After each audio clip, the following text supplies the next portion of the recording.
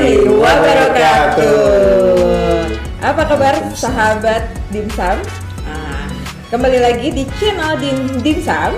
Di sini bersama sahabat UMKM Karawang.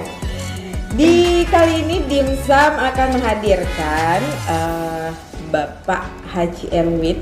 Betul. Selaku UMKM kita yang tergabung di Sahabat UMKM ya. Betul sekali. Beliau ini seorang entrepreneur bagian dari Sahabat UMKM Karawang. Sepak terjangnya sudah lumayan cukup lama, bergerak di bidang kuliner juga. Nanti kita coba gali-gali informasinya. Sudah berapa lamakah menggeluti usaha ini, dan tentunya pasti ada histori di balik kesuksesan yang terjadi saat ini. Kita sapa dulu beliau. Selamat pagi, siang, sore, dan malam, Pak. Campur-campur. Ya, campur malam. Gimana Pak hari ini, kondisinya sehat? Sehat, alhamdulillah. Alhamdulillah sehat ya Pak ya. Gitu. Kabar keluarga pun sehat Pak. Alhamdulillah sehat. Beliau ini tipikal orang yang sangat sederhana sekali guys. Dimana memang dari tampilan beliau yang sangat sederhana sekali, dia tidak berubah sama sekali gitu. Pak, alhamdulillah kita bisa bersilaturahmi di sini Pak. Kita coba ingin menggali nih Pak, untuk memberikan informasi kepada sahabat Dimsum dan sahabat UMKM Karawang, sedikit bercerita tentang histori yang Bapak sudah alami hingga sampai saat ini, sampai besar seperti sekarang ini. Pasti kan ada histori di belakangnya Pak. Kalau Bapak berkenan boleh berbagi cerita Pak dengan sahabat UMKM dan sahabat Dimsum di rumah. Ya. Baik, terima kasih nih. Sama-sama Bapak. Kang Erik ya. Perkenalkan, nama saya Erwin. Saya baru menggeluti bidang kuliner itu kurang lebih 6 tahun. Baru apa sudah lama? Baru 6 tahun. Nah, rentang waktu 6 tahun ini memang yang namanya pelaku usaha, apalagi usaha berskala kecil, itu banyak. Kalau dibilang sekarang sih katanya tantangannya apa? Luar biasa. Tapi kami dalam hal ini, saya dan keluarga sudah berkomitmen bahwa kebetulan ini bidang kuliner khusus adalah sate marangi dengan bahan bakunya bahan sate sapi, dan juga ada varian lain, sop, ada juga soto. Kalau di Betawi sana soto Betawi, kita bilangnya sih soto tangkar. Soto tangkar lumayan juga. Khas banget itu Pak. Khas banget, semuanya khas banget.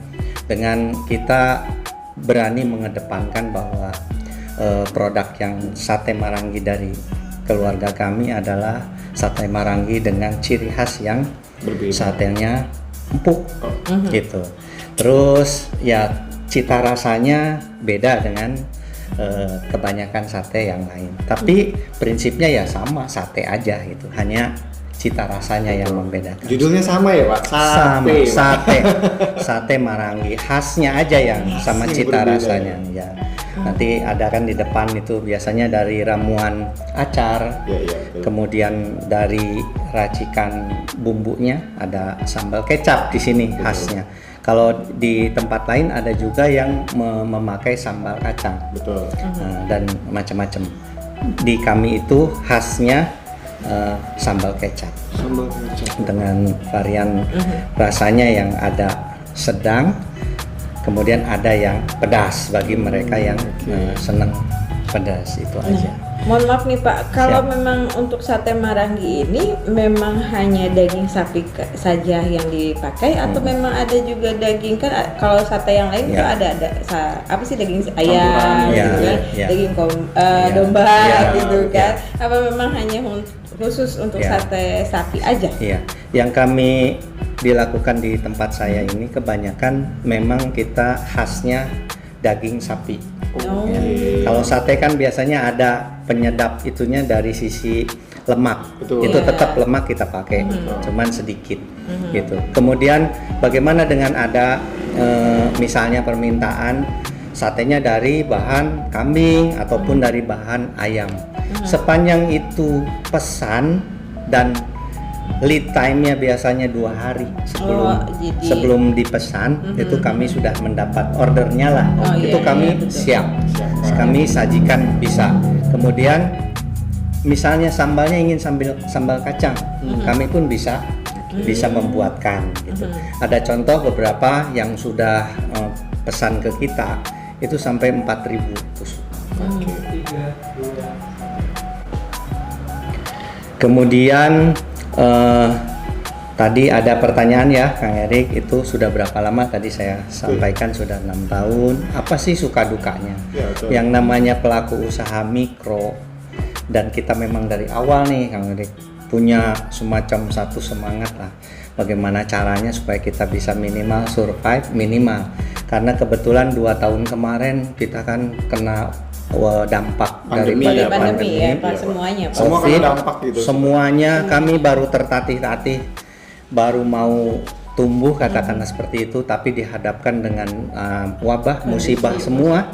Yang pada saat itu tentunya terpuruk, baik dari sisi omset maupun dari sisi ya udah bisa bertahan aja sudah bagus gitu. Betul. Tapi dengan semangat dari keluarga, dukungan dari keluarga, ditambah dengan kita masih memelihara relasi dari sisi pelanggan-pelanggan kita, sehingga alhamdulillah kita masih survive, minimal bisa memenuhi kebutuhan kita aja dulu. Nah, terkait dengan perkembangannya memang masih stuck, tapi sudah mulai berangsur-angsur naik gitu. Kalau misal sudah berapa 6 tahun ya Pak ya? Berarti kalau dengan sekarang sudah 6 tahun, berarti sudah punya berapa karyawan nih Pak yang bantu Bapak untuk ini? Ya, karyawan. Nah ini di pelaku usaha itu kan suka ada bukan kendala lah ya. Biasanya dengan tenaga kerja ataupun karyawan itu pasti ada gimana caranya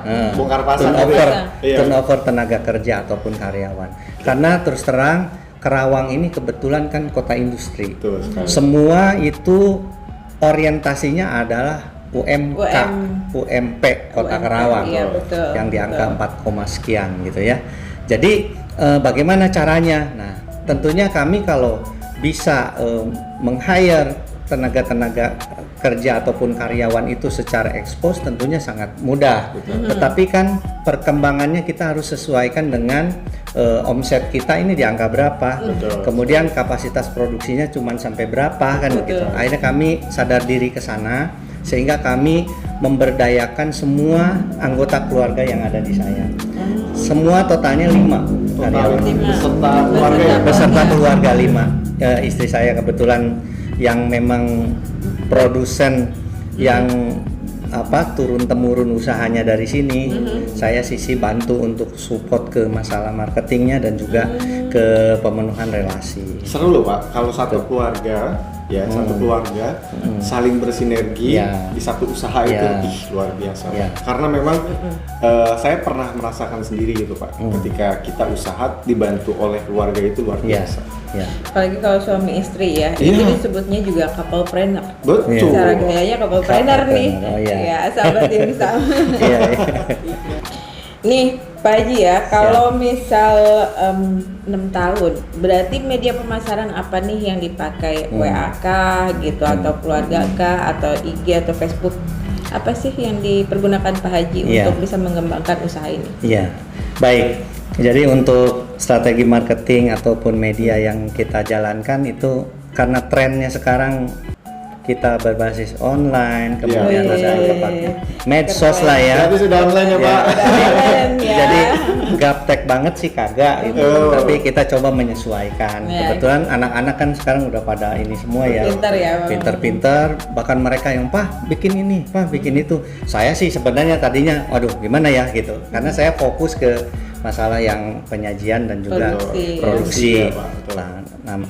Anak-anak saya kebetulan support, dia memberikan gambar ini pakai ini. Akhirnya kita coba combine. Nah, satu lagi di tempat saya ini kebetulan kan kawasan perumahan yang padat ini. Kurang lebih ada 14.000 kakak. Iya. Sehingga padat penduduk banget ya Pak? Iya, 14.000 kakak karena ini area perumahan yang semuanya berlatar belakang dari para pekerja di PT-PT. Betul. Yang saya punya satu keunggulan bahwa mereka itu malas masak. Mereka itu inginnya serba cepat karena mereka bekerja, kebanyakan juga suami istri bekerja. Akhirnya apa? Nah, saya kebagian yang minta dipesankan, Pak pesan ini, nah itu alhamdulillah gitu. Jadi saya ada di situ bisa memberikan satu servis. Jadi sehingga dan itu kita buka dari jam 11 DO. Nah, kadang-kadang yang paling dekat malam pun kalau mereka ini masih dan kami masih buka, masih siap produknya kita kirimkan. Gitu. Itu aja sih yang membuat kita masih bertahan karena pandemi ini kan terus terang hampir 70% Pengaruh itu banget ya. omset kita drop. Jadi omset terjun bebas. Tapi ini Kang Erik ada 2 poin nih yang saya baca dari pembicaraan barusan Pak Haji ya. Dimana satu, yang namanya UMKM tidak mengenal usia, itu harus bergerak dinamis, gitu kan? Sekali. Terbukti dengan Pak Haji Erwin istilahnya gitu ya, istilahnya bahwa ketika usia tidak menghalangi untuk belajar. Betul. Itu satu. Yang keduanya adalah di sini dapat poin di mana kita meskipun Pak Haji produksi juga, tapi bisa melihat peluang di sekeliling. Gitu. Itulah 2 hal yang saya dapat dari Pak Haji Erwin untuk UMKM bisa bertahan di sini. Ya itu Teh.